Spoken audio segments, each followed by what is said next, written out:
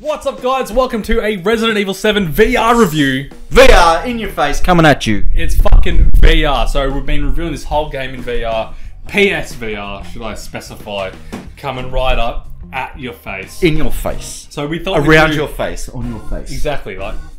So we thought we'd do sort of a chill review. So let's just get straight into it. Let's not spend 2 minutes talking about a review. So Jeff. Yeah. This is our first proper big VR title. Yeah. The graphics. So I want to get into the graphics first. All I feel like graphics for me personally is the biggest letdown when it comes to all VR. Yep. You've sort of got that not full HD, not even, I wouldn't even say it's HD at all. No. It's like a standard definition. It really is. Everything's quite fuzzy and... a bit fuzzy. Yeah. But in terms of like quality and if it makes it like immersive, what do you think? Having it in VR, so sacrificing graphics to play in VR, Yeah. it is better. Yeah. Yeah, it's much better. It's more immersive. It takes you into the world.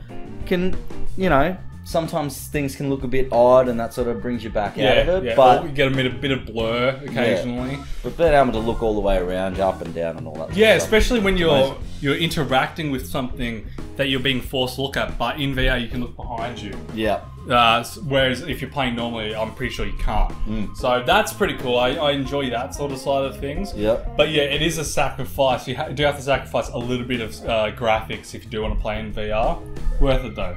Worth it. Yeah, I'm gonna check that box. That's Check worth it. Tick. Tick. Tick. Worth it. Get it. Audio. The fucking audio is eerie in this game. Yeah, it really is. From the fucking slime on the floor to the voice acting. And your own footsteps are really loud as well, and yeah. that will scare the shit out of you. Just you walking will scare the shit out of you. I'll say that they're probably not a lot of emotion coming out of the main character that you play. What's his name?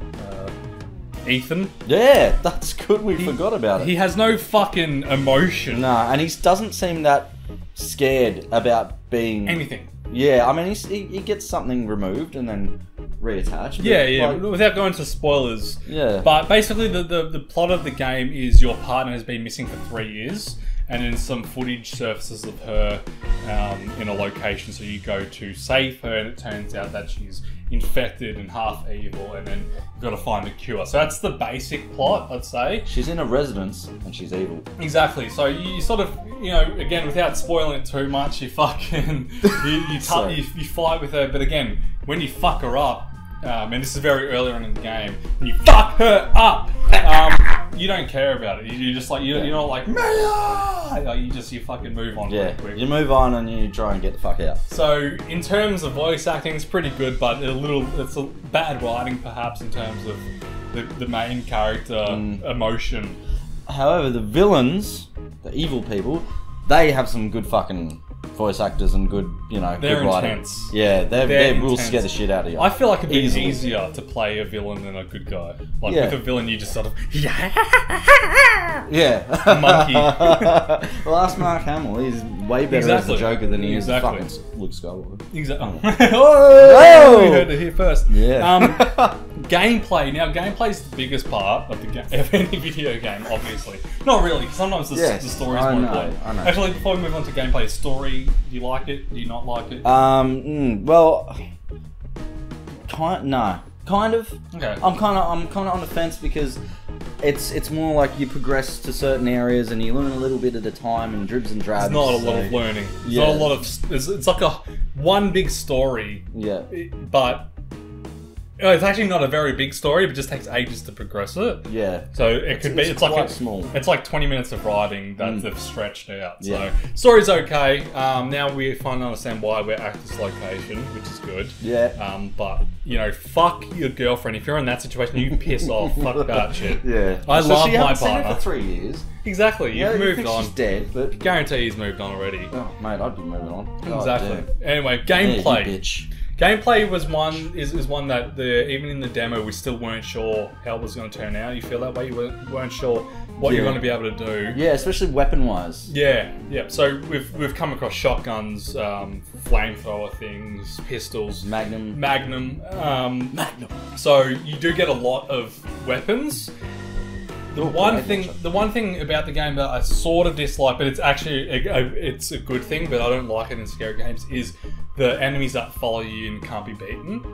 Yeah, okay. Yep. So there's a character that chases you for a little bit in a certain section. So whenever you need to explore that section, he's constantly following you. Yeah. That sort of is It off-putting. really makes it a cat and mouse type thing. It is, It's like yeah. you need to sort of, not only are you trying to explore certain items and that, but he's always one step behind you. Yeah. Which I guess adds to the terror does. element of it. It does. It does scare the It's fuck out of me. definitely petrifying, but it's so bizarre watching Jeff play. And he's running away from a beast and still like picking up it's like quickly bullet powder, like, you know what I mean? Like I it's can't just- help it. I'm a completionist. No, I but wanna that's pick it exactly. up. I guarantee you that's what the majority of players Yeah. playing in VR and not in VR would be doing: Yeah. is running away from an enemy and still sort of Collecting. There's not a lot of explanation in the game either. Like you still get what you need to do and stuff, but there was no explanation that if I shoot this enemy with this gun, it's going to die. Especially Yeah. since some of the enemies are unbeatable at certain parts of the game.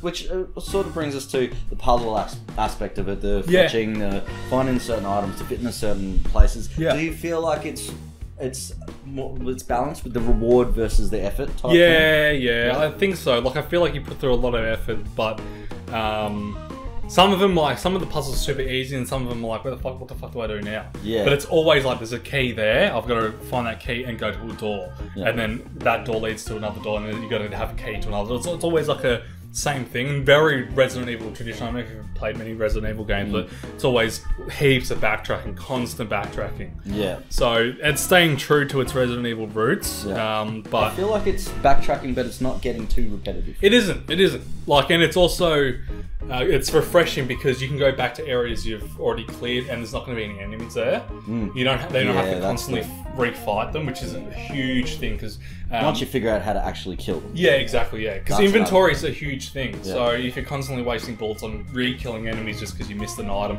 it'd be a little unfair. So I think Yeah. they nailed that by not making them respawn. So thank God. And the joy we felt at finding an inventory expansion.